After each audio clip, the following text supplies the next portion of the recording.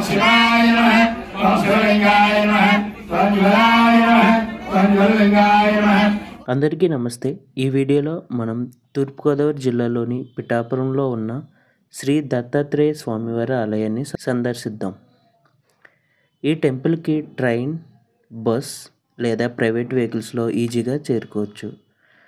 ట్రైన్లో పిఠాపురం రైల్వే స్టేషన్కి, బస్సులో అయితే కాకినాడ నుంచి తుని నుండి డైరెక్ట్ బస్సెస్ అయితే అవైలబిలిటీగా ఉంటాయి. బస్ లేదా ట్రైన్ స్టేషన్ నుంచి బై వాక్ మనం చేరుకోవచ్చు, లేదా ఆటో ఫెసిలిటీస్ కూడా ఉంటాయి. ఇది టెంపుల్ యొక్క ఎంట్రన్స్. సో లోపలికి వెళ్దాం. సో మనకి ఇలా ఎంటర్ అవగానే ప్రసాదం కౌంటర్ ఉంటుంది. సో ప్రసాదం కూడా మనం తీసుకోవచ్చు. ఇప్పుడు ఈ లెఫ్ట్ సైడ్ కనిపిస్తుంది కదా, ఇది ఆలయం యొక్క ఆఫీసు. బుకింగ్స్ వంటివి చేసుకోవచ్చు. సో ఫ్రంట్కి వెళ్ళగానే మనకి లెఫ్ట్ సైడ్ టెంపుల్ ఎంట్రన్స్ అయితే ఉంటుంది.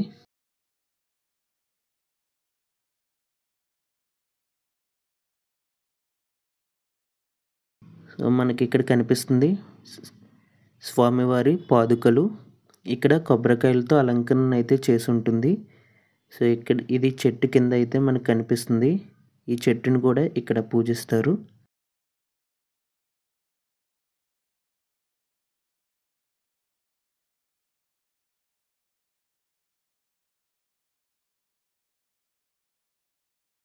ఇప్పుడు మనం ఆలయం ప్రాంగణంలోకి అయితే వెళ్దాము. ఆలయ అంతర్భాగం ఎంతో శాంతియుతంగా, పవిత్రంగా ఉంటుంది.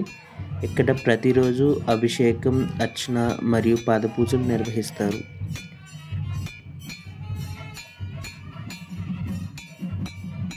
ఉదయం 5 గంటల నుండి పూజలు అయితే మొదలవుతాయి.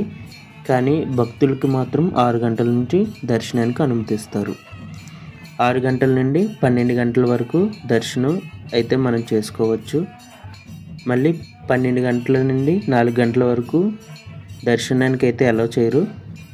తర్వాత సాయంత్రం 4 గంటల నుంచి రాత్రి 9 గంటల వరకు దర్శనానికి అయితే అనుమతిస్తారు. ప్రతి గురువారం మరియు పౌర్ణమి రోజుల్లో అయితే ఎక్కువ రద్దీగా ఉంటుంది. సో మీరు వచ్చేటప్పుడు దానికి తగ్గట్టు ప్లాన్ చేసుకుని రావాలి.